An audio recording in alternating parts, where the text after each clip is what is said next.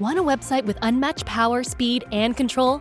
Try Bluehost Cloud, the new web hosting plan from Bluehost, built for WordPress creators by WordPress experts. With 100% uptime, incredible load times, and 24/7 WordPress priority support, your sites will be lightning fast with global reach.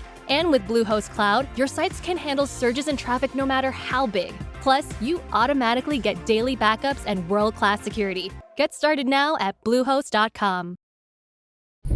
Introducing our biggest GMC Acadia ever. Offering bigger screens, bigger views, and even bigger journeys. Live your biggest life in the all-new GMC Acadia. Atheists, agnostics, long-haired weirdos, short-haired weirdos, vandals, hooligans. The government, hug the government, love the government, hug the government, love the government, hug the government. Welcome to The Politics Guys, a place for bipartisan, rational, and civil debate on American politics and policy. I'm Northern Kentucky University political scientist Michael Baranowski. My guest today, George Mason University economist Bryan Caplan. Well, he barely needs an introduction, I think, to Politics Guys listeners, because Bryan's been on the show a bunch of times, and that's because he keeps on coming out with so much interesting stuff, and I just love talking with him about it. Today, what we're going to be talking about is his book, Build, Baby, Build, The Science and Ethics of Housing Regulation. Bryan Caplan, welcome back. Fantastic to be here, Michael. So I wanted to start, I guess, with a story that will probably resonate with you. A few years ago, Kimberly and I were vacationing in Colorado, and there was this residential area around a place called Red Rocks Park. It's just outside of Denver. And we loved it. I thought, wow, we should totally see if we can move there. Then I pulled up the housing prices on Zillow when we were driving around, and I was stunned. I mean, like 1,300 square foot homes for like $500,000.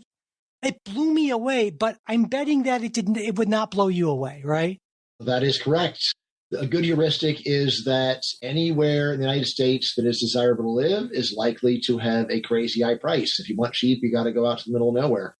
Yeah, and it was a real bummer. It reminded me of that real estate line, right? The three most important features of any house: location, location, location. And I guess that gets to what you were talking about. Is it seems like to a lot of folks that the most in-demand locations are already, it seems like, almost completely built up. But you don't think so, do you? Not at all. I mean, I would say if you just go to places that are allegedly crazy built up and compare them to, say, Singapore, you'll realize, oh, wow, there's hardly anything here. A lot of areas that people claim are totally built up, you only have to drive for about 20 or 30 minutes before there's nothing, like be in central London and then drive to the Greenbelt. It's like, wow, there's just nothing here, even though we are really quite close to central London. The main story in my book is that the main constraint on housing has nothing to do with a shortage of space in desirable locations and everything to do with a pile of government regulation that makes it really hard to build and really hard to apply the best technologies that we have. I mean, for most of human history, it really would have been hard for most people to live in a desirable place because if you build a building more than a few stories, it would collapse. But now there's no reason that if a lot of people want to live in a place, they couldn't all be in 100-story buildings, in very spacious apartments, where the price is actually quite low because the supply is so high. So in essence, and part of your book is about we should actually build literally up. And when I thought about that, I thought, well, okay, that would work for some people. But I also feel like a lot of people want their own yard. According to some data I looked up, the median lot size for a single-family home around 1/4 of an acre. And that really isn't the sort of thing you can have, the house and the yard and the picket fence, if you're on, I don't know, the 68th floor of some massive skyscraper. And in fact, you acknowledge this in the book. You have a line that says, one of the people says, face facts, Bryan, most people just don't want to live in your freakish, overbuilt utopia. So how do you respond to that?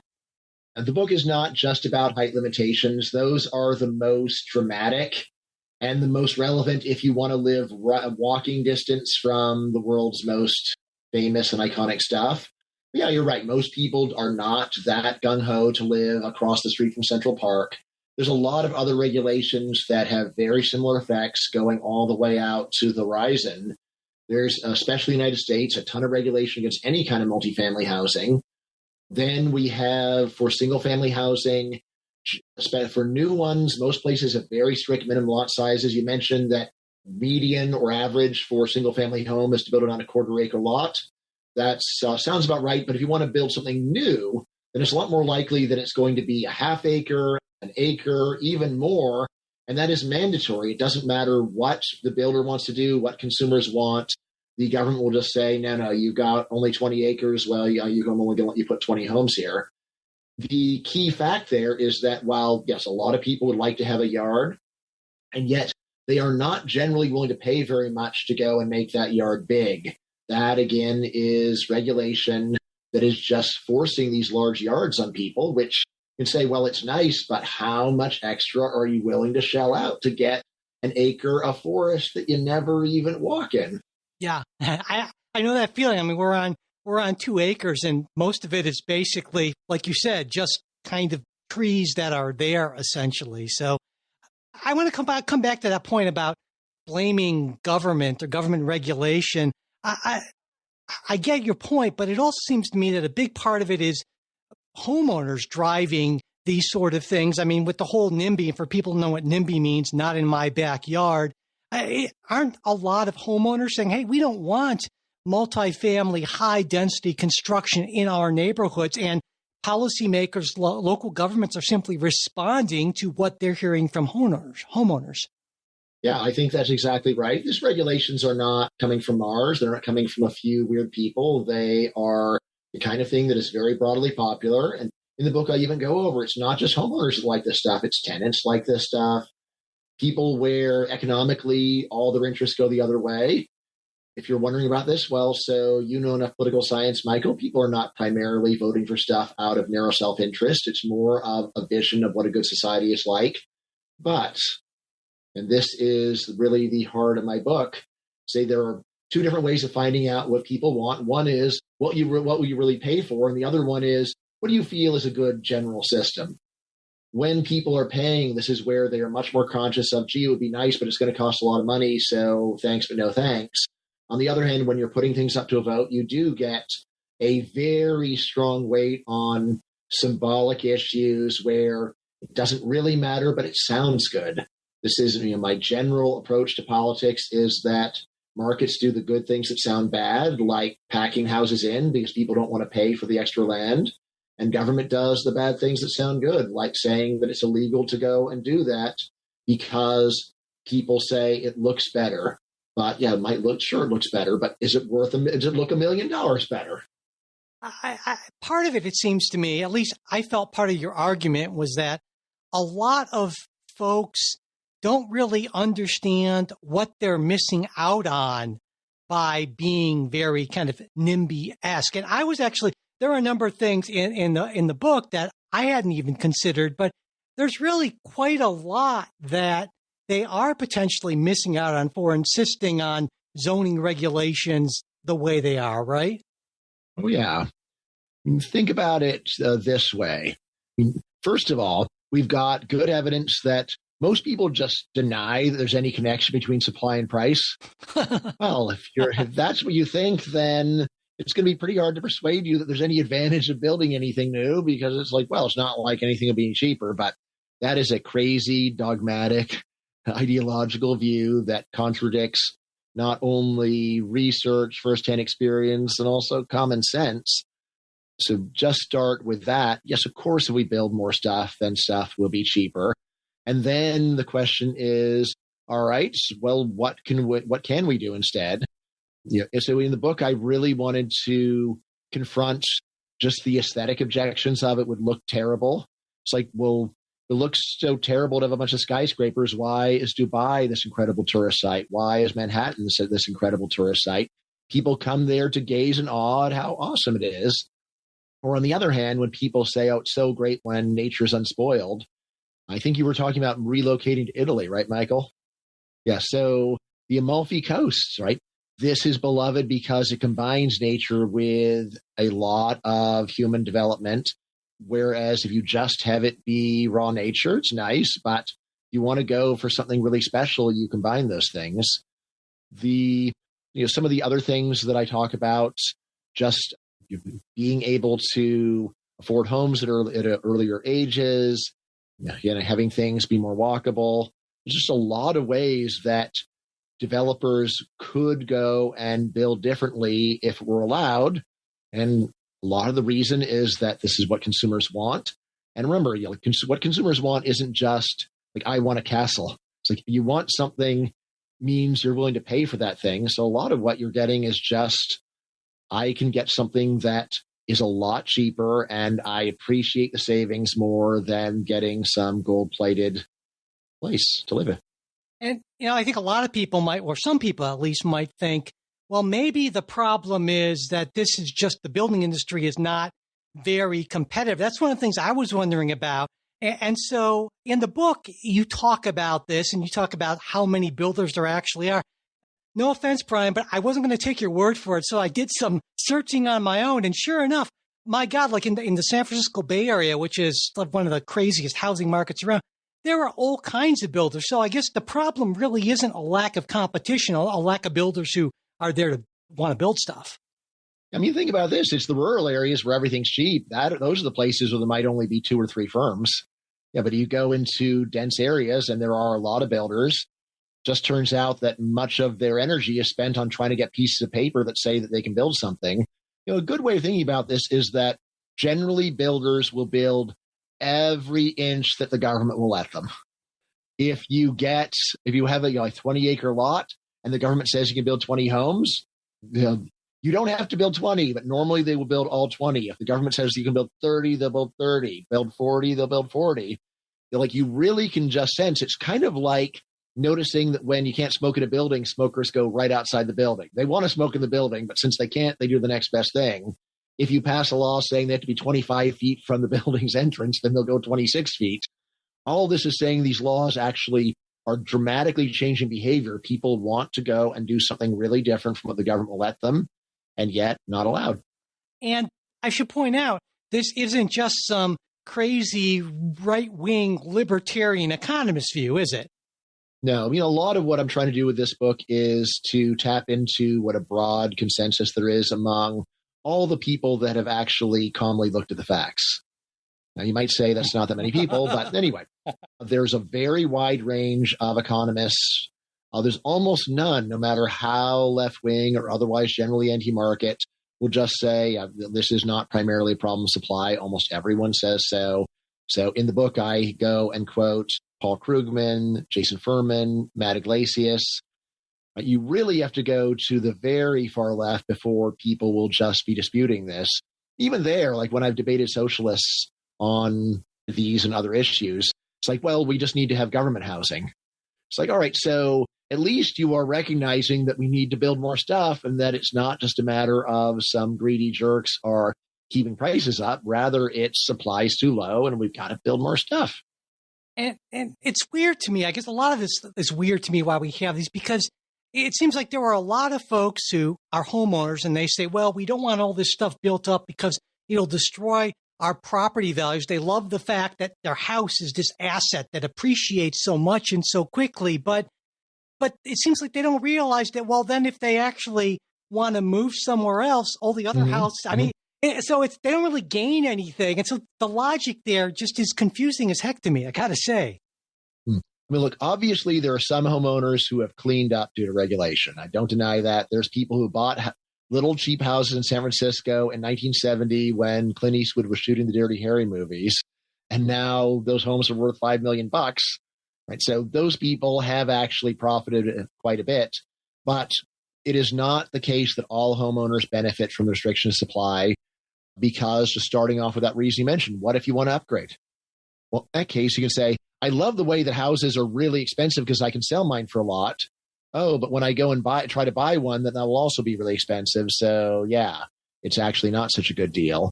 Another reason why owners would benefit from deregulation is you want to sell out to developer. You got that 5 million home in San Francisco. If a developer could buy it and some other homes to build a skyscraper, maybe you could get 20 million out of it. So keep that in mind. And then furthermore, if you've got kids and you want them to, when they grow up, to live anywhere near you, well, it's a problem for you that homes are really expensive. And maybe you'll be backed into the corner where it's like, well, I have to go and borrow against the value of my home, give it to my kids so they can get a down payment to live near me. It's like, if that's the position you're in, you very well might have been better off if housing prices hadn't been pushed to the sky in the first place. What it is striking, like economists especially love the story of it's these selfish homeowners who are just strangling the rest of the country. But that's not what the public opinion data says. We can see that tenants very much support housing regulation too. Again, it largely comes down to just refusing to believe there's any connection between supply and price, plus just being totally enumerate, by which I mean thinking that you have a good argument against construction just by listing some complaints. And it's like, I've got 10 complaints, so you shouldn't be able to do it. Like, why don't we put a price tag on those complaints? For me, the best example of this, I was giving a talk about the book to some people at the University of Wyoming in Laramie, Wyoming. They were saying how there was a developer who wanted to go and build 30 houses on a lot, and the neighbors went to the land use meeting and said, no, you shouldn't be able to build anything because it's going to go and obstruct our view of the stars. We don't want light pollution. And there's like, stop 30 homes because we want better views of stars. With the number of times these people are actually going out and looking at the stars and going, oh, it's so wonderful. And like, can you just walk another 10 minutes? Like, how important can this really be? But that's not important. The important thing is we have a complaint, and therefore that should veto any kind of gains to the rest of humanity. The way that this dispute worked out is the town council said, all right, 23 homes. So basically this ridiculous complaint killed 7 homes while probably doing nothing to actually make the views of the stars actually better than it would have been with 30. Figure like if once there's one light on, like what difference does another light make? It's like, oh, well, they're like 3% less luminous. I'm going to lose some sleep over this. And the whole thing is just so ridiculous where it's fundamentally based on the idea, never tell someone that's a ridiculous argument. I never want to hear about this again for as long as I live. Tough luck. Get out of my face. Instead, we've always got to listen to people and try to address their complaint as if it's a reasonable one. And another thing that occurred to me is that our current setup for housing imposes a fairly significant opportunity cost on folks. I mean, there's a study from the Urban Institute that found that nearly half of homeowners spend between 30 and 50% of their monthly income on housing. And it's like, that's money that could go to a whole bunch of other things if we had supply that came even close to meeting demand. Yeah, of course. So anytime you say that something is being artificially strangled, then the implication is, well, if it weren't artificially strangled, we could have that thing plus a lot of other nice stuff. So absolutely. I wanted to get back to one particular type of building regulation or prohibition, because it comes up, or at least I thought about it a lot when I was reading the book, and that's height restrictions. Now, I think there used to be one, maybe there still is in D.C., where nothing could be taller than the Washington Monument. Yep. Is that okay? As far as I know, it's still there. I thought it was actually nothing could be taller than the Congressional Building, which I think is a bit lower than the Washington Monument. So, I mean, that's an obvious sort of aesthetic type of thing, but are there any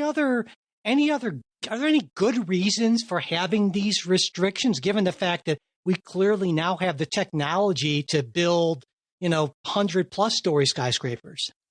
And we've had it for 100 years. So, the technology, that is. So, like, the complaints that people give, like, usually they're true. It's like, that skyscraper would block my light. So, no. It's like, well, like, how much do you value that light anyway? Are you willing to pay like $10 a day for that extra bit of light? Is it really so important to you? And for this complaint, then you prevent the construction of a building. I mean, that's, so like, of course, there's also just obstructing my view. Right now, I've got a good view. If you go and read early advocates of this regulation, they'll often say things like, oh, there's a race to build the tallest building because whoever's in the tallest building can get a view, but then someone else builds a taller building. So there's some kind of like rat race to go and build the tallest building so you can get a view. And again, it's like, all right, I can believe that is a factor. Is that the main reason why people are building super tall buildings in the most desirable places? It's probably more like people want a piece of the very best places in the world, and they are willing to pay a lot for them.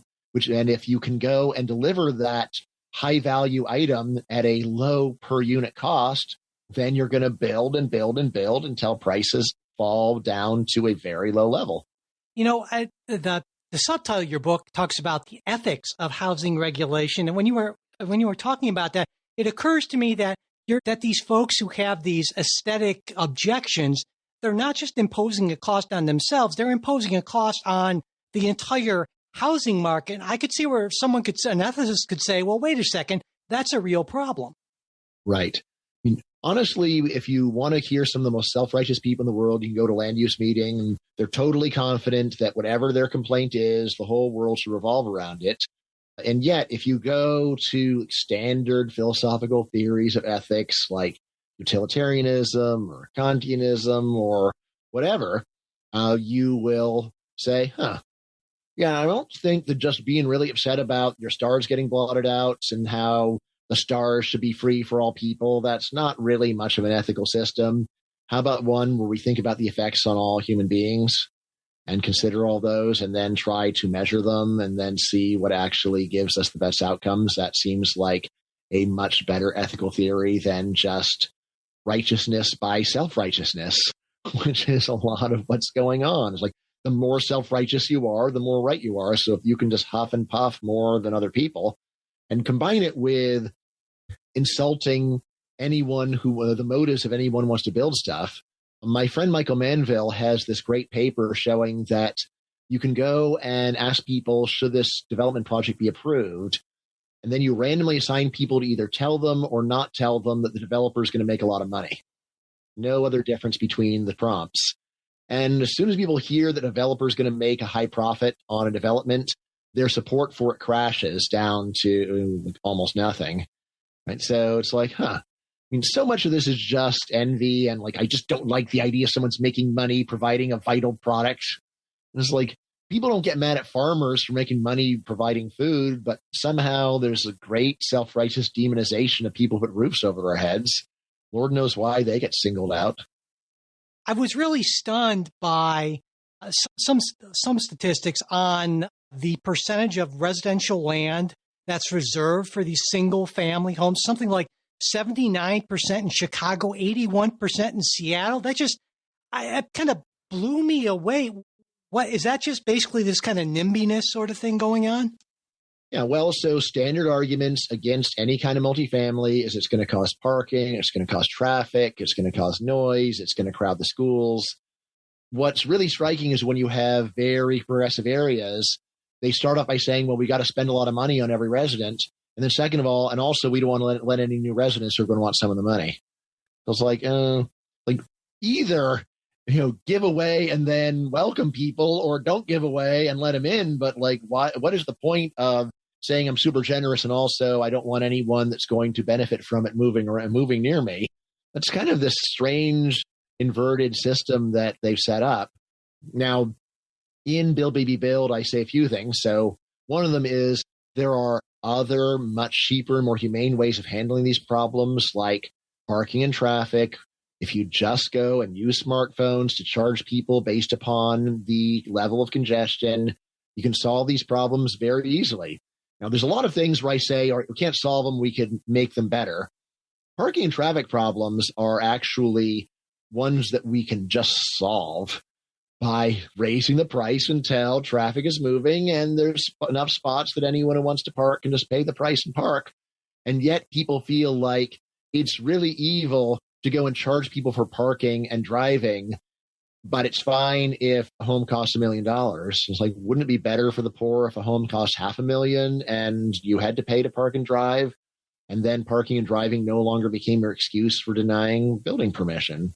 Yeah, it's weird to me too. You mentioned that demand-based pricing, and it just not too long ago, this group Oasis is doing a reunion tour, and they did demand pricing. Everyone just lost their friggin' minds about it. And yet, like you said, they're willing to just not be able to get a ticket at all, as opposed to paying a little bit more. And I guess that's a example. I mean, for a long time, you've been saying that people just don't understand certain economic basics, and I guess this would be one of them.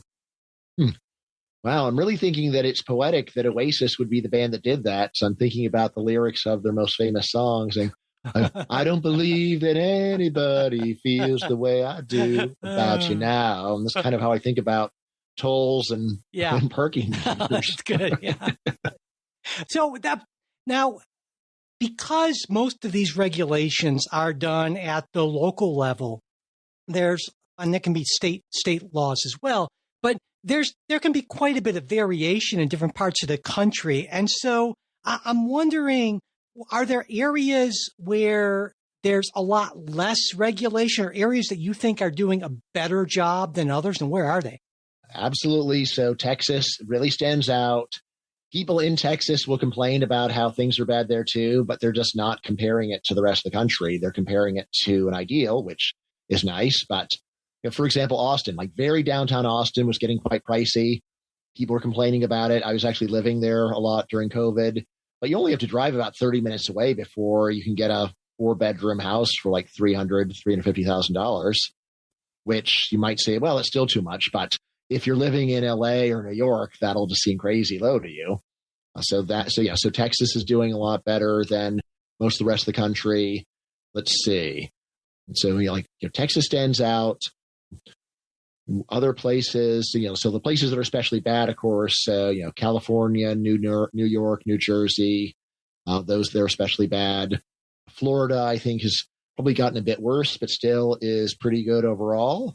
But when people ask me what's the best place in the world, there's a lot of pro-Japan stuff that people say, but I'm always a little reluctant to talk about Japan because it's so hard to get anything that seems reliable in English about Japan. Right? And I haven't been able to track down like a person where, they're fluent in both English and Japanese, and they know the research for both countries really well. May well be, but definitely I'll say that Texas is looking really good by comparison. Not because they have a big pro-housing movement. It's more of just the default has been not to have much regulation, and they don't have the same level of activism or energy there to go and ruin things. I have some friends who live in Houston or have lived in Houston, and what I hear from them regularly is, oh my God, the sprawl is like you would not believe. It's this hellscape that takes an hour to get from one end of the city to the other on a good day. And I think a lot of folks on the left look at a place like Houston and hear those stories and say, that's what happens if you just throw out all your zoning and land use regulations. Mm-hmm. Yeah. Of course, you could say, well, you could get across the city very quickly if you had kept the population much lower. But the only reason why you want to go to the other side of the city is because there's a whole lot of people that move there. So it's sort of a self-defeating argument in general. I mean, there's a lot of complaint about sprawl. Some of it is reasonable because of these minimum lot size regulations that most places have. But it's also true that if there's tons of cheap land and people want to have a lot of space, then sprawl is what you're likely to get. So I think, probably a lot of the anti-sprawl stuff is really a thinly veiled anti-car green idea. In general, I think a lot of people like their cars would be getting freaked out by me talking about peak load pricing for parking and driving. But there is a really big advantage of cars that Ed Glazer has highlighted. It's pretty obvious when you think about it, but it's this. Cars are almost always faster than public transportation, even in places where people claim that public transportation is wonderful. And in fact, the places in the United States where cars are slower than public transportation wouldn't be if we did peak load pricing for roads and parking. If the prices were set so that you could always drive the speed limit and parking was such that you could just guarantee that there would always be roadside parking if you just paid the price, that would remove a lot of the reason to go and use public transportation.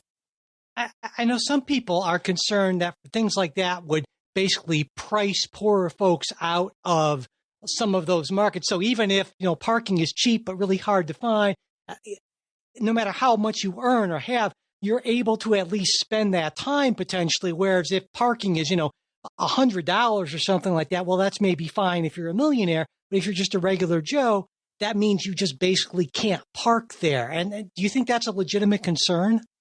Yeah, no, like I said, so first of all, like $100, whatever, that's crazy high. But the more important point is, look, we've got two options, really. We've got let housing be cheap and then raise the price of parking and driving, or we can go and keep strangling housing and then keep the prices of parking and driving low while wasting a ton of time, right? So I'd say between those, like even if all you're doing is some kind of Rawlsian prioritization of the welfare of the poor, I would still say that the poor are better off in a world where housing's cheap.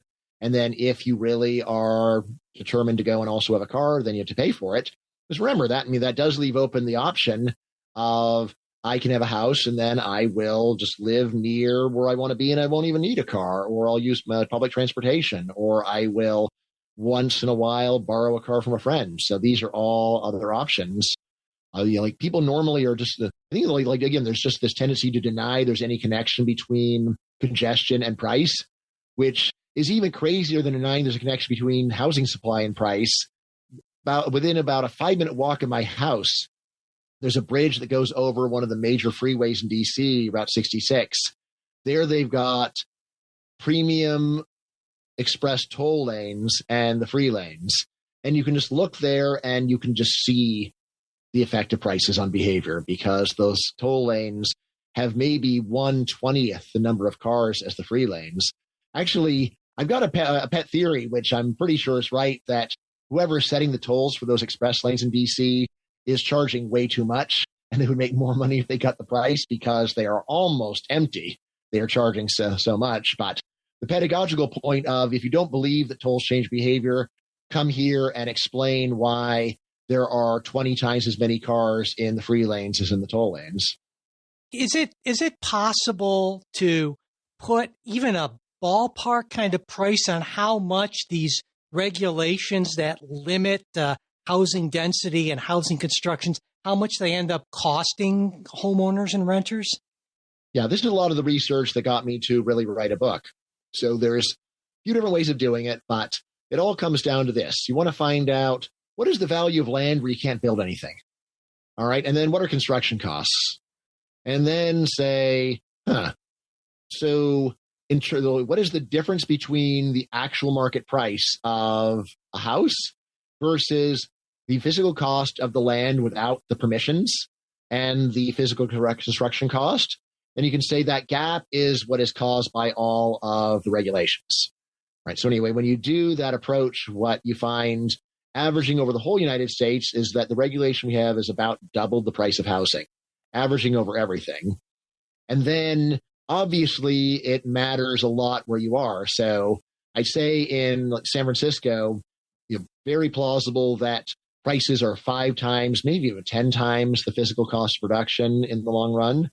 Whereas if you go out to the middle of nowhere, then those might actually be selling very close to cost. But here's a pretty striking fact. So early on in this research, the idea was, well, we've shown that regulation matters a lot in these prime locations, matters a lot in Manhattan, matters a lot in downtown LA, in Manhattan, so on, right? Or San Francisco, but not much in the rest of the country. But then there was follow-up research saying, actually, if we go and look more carefully, what we'll see is that almost every downtown in America is exorbitantly expensive relative to physical production cost.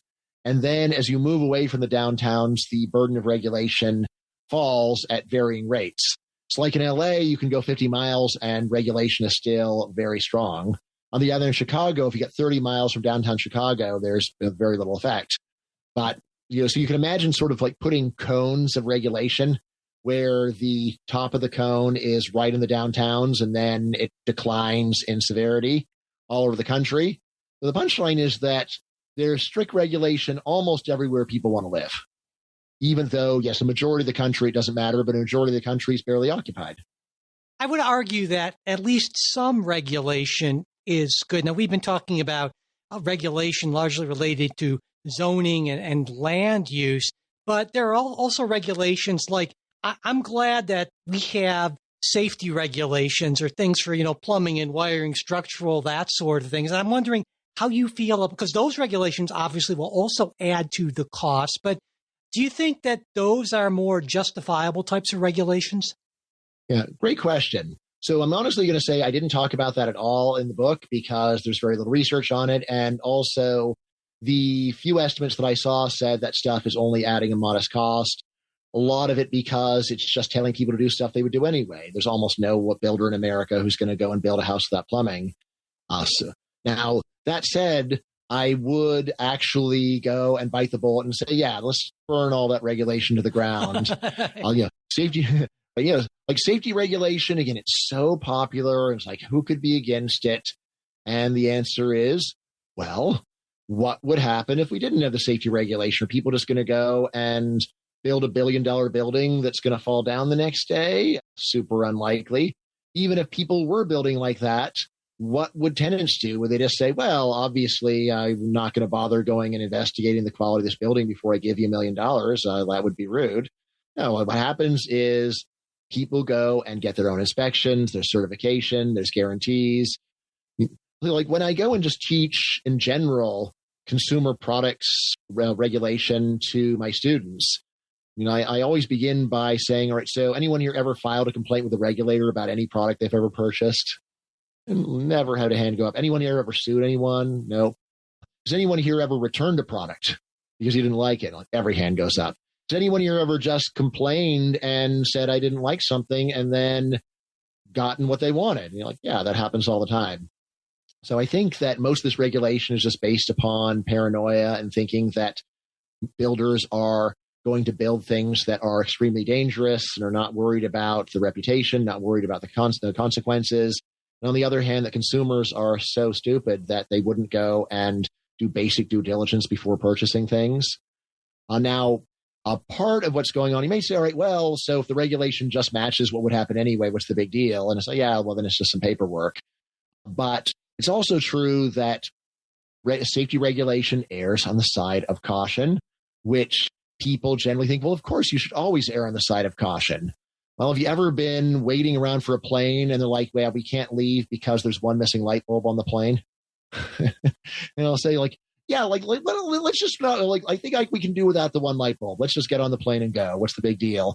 What is the probability that loss, that one light bulb is actually going to kill anyone? It's like 1 in a billion. So I take risks like that all the time. I took that risk to get to the airport. So why shouldn't I take it to not have to wait around in the airport for another 8 hours? So within the case of safety regulations, one of the big costs for skyscrapers, for example, is that a lot of regulations just require a very large share of the building to be used for fire escapes. So, if you just think about the geometry of a skyscraper, to have a fire escape, you need to go and take a chunk of the building and waste it from the top floor all the way down to the bottom floor. That's how a fire escape works.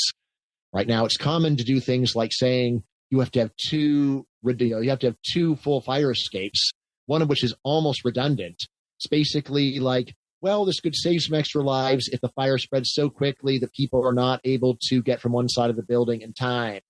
And yet it is not so fast that it kills them anyway. Right? So you're really talking about spending a lot of money to reduce a very small risk, which again is the way that government safety regulation works, is to pretty much just ignore cost, ignore convenience. And if you think that's a good idea, it's like, you know what? You could try ignoring cost and convenience in your daily life, but you don't, because there really are trade-offs and there's nothing sacred about safety. If you really want to be perfectly safe, just stay in your basement wearing a bulletproof jacket. But the reasonable thing to do is to compare costs and benefits. And this is something governments do not like to do. It's more like, well, if I don't allow something, it just raises prices, but no one blames me for that. Whereas if I allow something, anything bad happens, everyone says what a horrible jerk I was to say that you didn't have to have 2 fire escapes. It made me think about, just recently, I saw a story about, I forget what it was, some sort of new regulation proposed. And they said, well, it'll cost millions and millions of dollars, but it could save up to 30 something lives a year. And I'm like, well, I wonder how the math on that works out, but it's 30 lives a year and $1 million total, then that's a great deal by usual calculations. But if it's $1 million a unit for the whole country, then it's insane. Yeah. I guess on that, where I come down on safety regulations, slightly different place than you, I would say that safety regulations make sense for things that people can't easily check on themselves. But for other things that can be easily inspected, I still don't necessarily entirely agree with you, but I at least see your point on that. But like you said, I'd say, but like housing is the prime example of something where you are most likely to do an inspection because it's a large one-time purchase. So I can see like saying, well, I can't go and hire an inspector for every candy bar I buy. Although if you step back, it's like, well, it's not really that you want the candy bar inspected. It's rather, do you trust Costco to go and monitor the quality of its products? Is Costco going to be concerned if there's a national scandal they sold someone a poison Hershey bar? And I think the answer is, yeah, Costco is very concerned about selling poison Hershey bars. Well, not surprisingly, Bri, you have a little more confidence in markets to take care of this stuff than I do. But let me this way. So, like, a lot of people will mishear me as saying that everything will be perfectly safe if you leave it to the free market, and that's totally not what I'm saying. What I'm saying is, I think actually markets will go and reduce safety, but we should, because we're over safe. I mean, when you're thinking about like airport, air travel, I think it's very hard to look at what's happening and not say we're crazy and we should cut back on the safety because it's just so inconvenient to do it. Like, why do I have to take my laptop out of my bag? Like, how many planes are going to blow up if we just stop going and making people do this? And you might say, well, you can never be too cautious. It's like, yes, you can be too cautious. I mean, and even if you want to go and do the cheesy thing of saying that the regulation backfires because you make air travel inconvenient enough, people drive instead, and driving is much more dangerous than flying. That's true, but it is dodging the point of, can you have too much safety? And I'll say, yes, we totally can have too much safety. And a lot of times we do. I mean, most obviously during COVID is where I have actually done quite a bit of math on whether COVID lockdowns were justified. Normally, people criticize the lockdown, just want to say that they didn't work and didn't save any lives. I'm much more inclined to say, yeah, they probably saved a lot of lives, but they also ruined a lot of months of time. And if we go and compare all of the time that was messed up by depriving people of good quality of life versus the lives that are saved, it was a terrible idea. It would have been a lot better if another million people died and life went on as usual.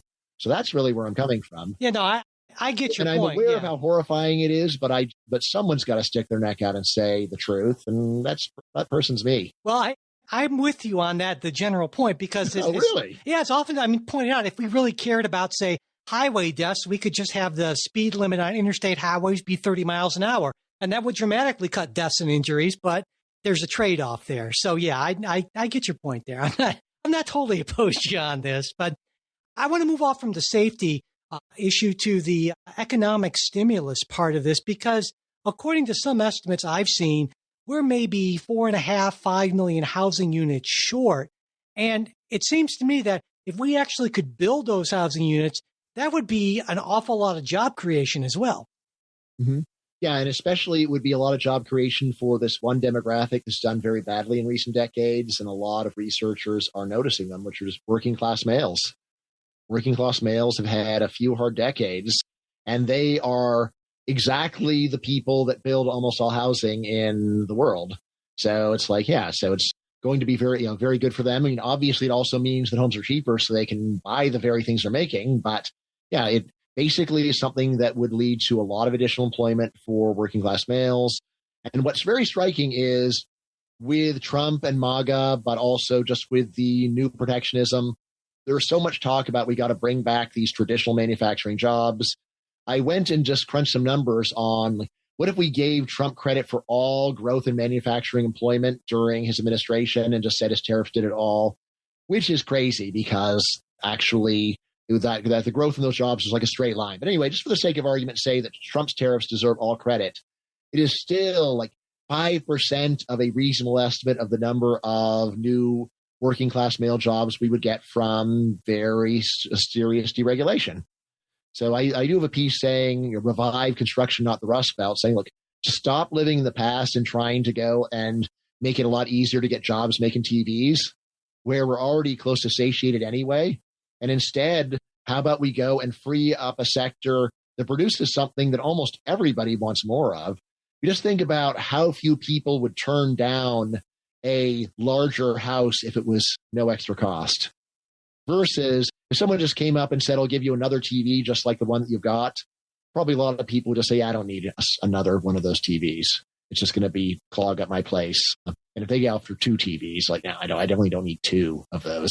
It occurs to me that this ties in as well to another topic I know you have strong opinions on, and that's immigration. Because, I mean, a lot of housing work is done by recent immigrants. One figure I saw was between 30 and 40%. And if you take a look at our unemployment rate, which is already pretty low, it seems to me that if we're going to build all these houses, which I think we should, and we don't liberalize our immigration rules, we could actually end up with a labor shortage, which could also in and of itself keep prices artificially high.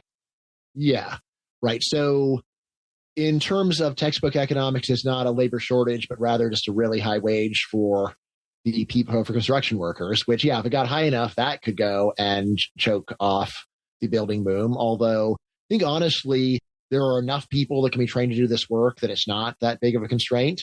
I would just say the really big connection between immigration and housing is if we can't build more housing, then immigrants are going to have to be doubling or tripling up, and it's just not a very pleasant prospect.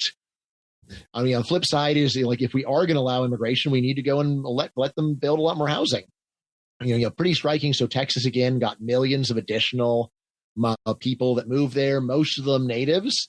And on the other hand, when the population of California basically flatlined, you can see this is really closely related to housing. If you can move someplace and get a nice cheap house, that's a good place to move. If, on the other hand, you're going to have to be spending 40% of your income to get some cramped place, then not too good. And it's great if you're, say, like an Elon Musk who can really easily move from California to Texas. Not that really housing prices are. Or even better, just get a whole army of people to move with you. There you go. Yeah. I'd say we're moving the whole business here. Yeah. One of my favorite visionary ideas is to privatize a large chunk of state and federal land so that someone like Elon could just go and buy 100 square miles of vacant land and then try building the new Muskville, see what happens. I think actually there would be a lot of demand for a totally new from the ground Elon Musk city. It's pretty hard to do it with the existing system, but the amount of land that is owned by state and federal governments in the U.S., it's about a third of the land, and that's not just Alaska. It's basically a large share of the entire west of the United States, with Texas, interestingly, being a place that is almost all privately owned. So it's not just that the government owns land that nobody wants, because you've got West Texas is just a bunch of desert, hardly anything there, but it's still almost all private. It really does come down to the ideology of Theodore Roosevelt and John Muir of conservation. And when that kicked in, then instead of trying to get land into the hands of someone that would do something with it, the government got the philosophy, we should keep the lands out of the corrupting hand of man and just keep them that way forever. And that's where we really are after over 100 years of this stuff. And you can make a good case for doing that, but I think the point is that comes at a very real cost. Yeah, I would say it comes at a very mild cost, right? It's one where it's like, well, so didn't we lose this natural beauty? Is that, we got tons of natural beauty. We can afford to lose some. And on the other hand, you get a whole new city in exchange. Honestly, this way that I'm talking, it's very influenced by the new book that I'm writing right now, which is called Unbeatable, The Brutally Honest Case for Free Markets. What I'm really trying to do in this book is just to be totally candid with people and and give no false hope, no false promises, and just say things like, if we go and privatize this land, a lot less of it is going to be available for hobbyists. But there's a reason for that, which is the hobbyists actually are not willing to pay that much for it. And it would be much better to go and let a bunch of people go and move there and create a new city, which is just a lot higher value. Well, and the weird thing about this, at least I would argue one of the weird things about this is that so many of the people who claim that they're desperately concerned with the plight of the downtrodden are the same people who are essentially propping up these regulatory schemes that actually have the greatest adverse effect on the least economically advantaged folks. Yeah, totally reasonable point. In defense of people like that, I think that they just sincerely deny there's any connection between supply and price. And so in their minds, there's just no connection between what they're doing and the plight of the poor. It's like, look, I'm going and ensuring this remains a nice community to live. And then the problem of providing housing to the poor, that's a separate issue where we need government housing projects. So I think that's what's going on in their minds. I mean, I would just fault them for the incredible blind dogmatism of denying the connection between supply and price. This is something where, again, a lot of the times people like this will say, no, you're the ideologue, Brian, for imagining there is a connection. And it's like, yeah, no, I think you're the ideologue and I'm not. And for this kind of thing, I do often try to say, well, let's just look at your own behavior. Right? So, for example, when someone says, yeah, the idea that minimum wage creates unemployment is just right-wing ideology. It's like, really? All right, well, have you ever filled out a job application where there's a line saying salary requirements? Yeah, you probably have. All right, were you even tempted to write $1 million an hour under salary requirements? It's like, no, why not? Okay, just because I suspected that if I asked for too much money, then I wouldn't get the job. Right. And that's not ideology, that's common sense, it's firsthand observation. And that's what I think is really going on with the resistance to the basic economics. It's not that the people who believe in basic economics are ideologues, it's the people who don't who are ideologues, because it is just total common sense to say, like, what would happen if half the homes were destroyed, overnight? What would happen to the price? And it's like, yeah, the price is going to be higher because there's a bunch of people who now want to live in that area and the amount of housing has not changed. And so the only way to convince people they don't really want to live in that area is for prices to go up to the point where they say, God, at that price, I don't want it anymore.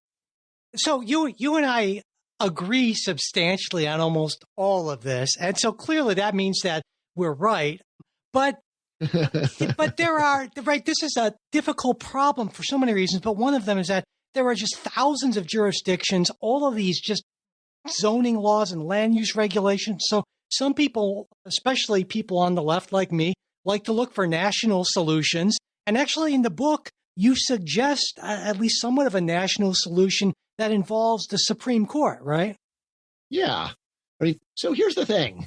For about 700 years, the Anglo-American world, the English-speaking world, had the law of nuisance where if your neighbor was doing something really egregious with his property, you could sue him and get damages and make him stop. So if he's burning an enormous amount of wood and it's choking you, you could sue him. If he is making incredible noise late at night, you could sue them. And this was the law of the land for about 700 years.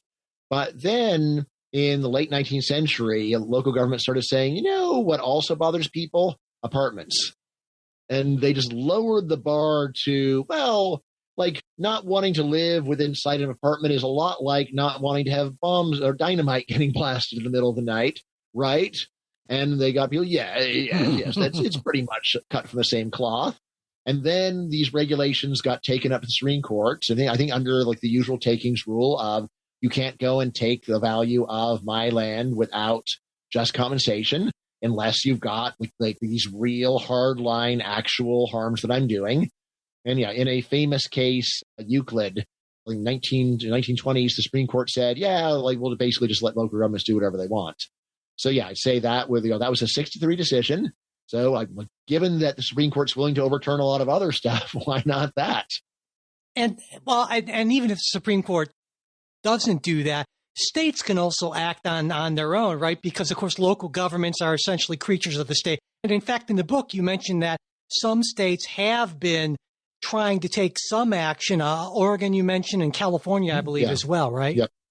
And city of Minneapolis, So a lot of places are restricting or even officially getting rid of single-family zoning, which is a great thing. But usually, if you look at the fine print, there's a bunch of other rules that sort of take back a lot of the deregulation.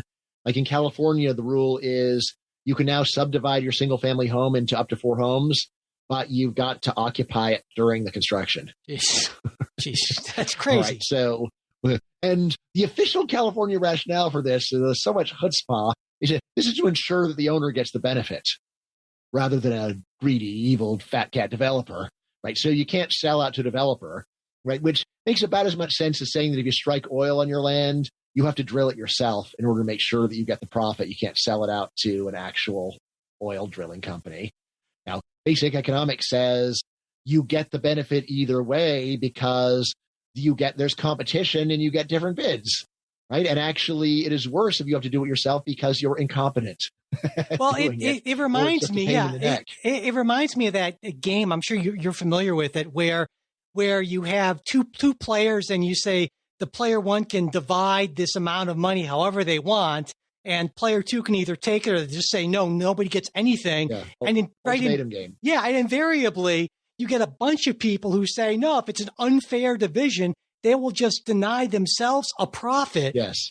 Just to spite the other person, which is just bonkers. Right, and notice that's in a monopoly. So that's basically saying even in Monopoly, there is a limit on how bad the offers can get because people will just get so offended.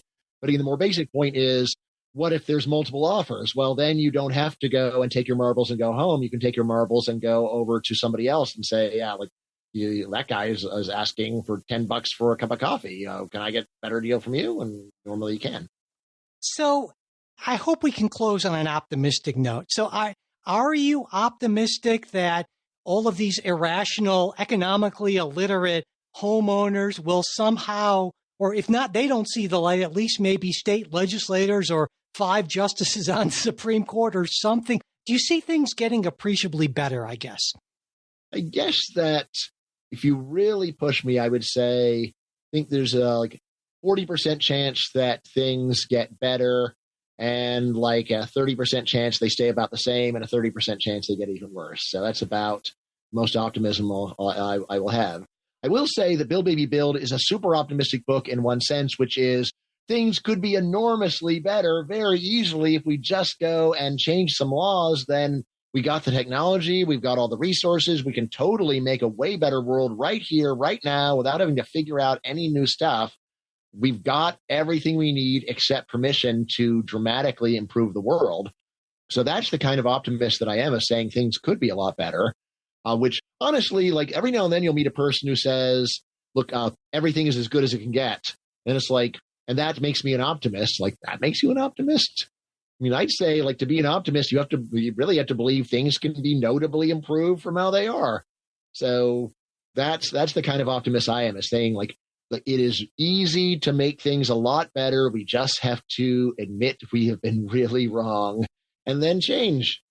And I should have said this in the opening, but it's a fun book. I know people might think, well, Economist writes a book about housing regulation and, it's Wake Me Up, but it's a graphic nonfiction. The illustrations are just really great. And there's just this spirit, this likeness to it. I thoroughly enjoyed reading it. And I love the format. I love the idea. You've done it before. I hope you'll continue to do it because it presents this stuff in a way that I think makes it, if not fun, certainly a lot lighter than the usual kind of academic tomes that are so off-putting. Yeah, I really appreciate that, Michael. I mean, my big joke about this book, it is the most fascinating book on housing regulation that ever has or ever will be written. Absolutely. No question. No question. Now, you might say you're sort of damning yourself with faint praise, but now, this is a fun book. Like, even kids will like it. My Imagine market is everyone from readers of the Tuttle Twins for little kids up to readers of Ludwig von Mises' Human Action. So yeah. Everyone from little kids up to people who read academic tomes. And I think all of them will enjoy it and all of them will learn something from it because I tried to make the book work on a lot of levels. Yeah, I totally agree with that. And of course, if you are interested in it, and you should be, the link will be right there in the show notes. You should definitely check it out. And Brian, as always, it's been just a pleasure talking with you. Thanks a lot, buddy. Great talking to you as always, Michael. Thanks for listening to this Politics Guys interview. If you're not already a supporter of the show, I hope you'll consider becoming one because without our supporters, we wouldn't be able to do this. And when you become a supporter, you get not just that warm, fuzzy feeling, knowing that you're supporting a good cause. I like to think we're a good cause, but you also get stuff like ad-free versions of everything we put out. You get our supporter exclusive midweek show, the full length of that, not just the preview. And you also get to be part of our Discord group if you want. And there's always some interesting conversations going on there. At the $10 a month level or more, you get to actually be part of the episodes Jay and than I do if that's something you're interested in. So there's a lot of stuff is what I am saying. And I hope you'll consider checking it out. And to do that, just go to patreon.com/politicsguys. If you want to support us on Venmo, we're at Politics Guys. You can also support the show through PayPal. And all of our support links are always in the show notes, as well as at politicsguys.com/support. And as always, I want to close with a very special thank you to our wonderful executive producers, Bruce Johnson, Wilma Moreno, Daniel Toe, Ryan Beasley, and Don Oglesby.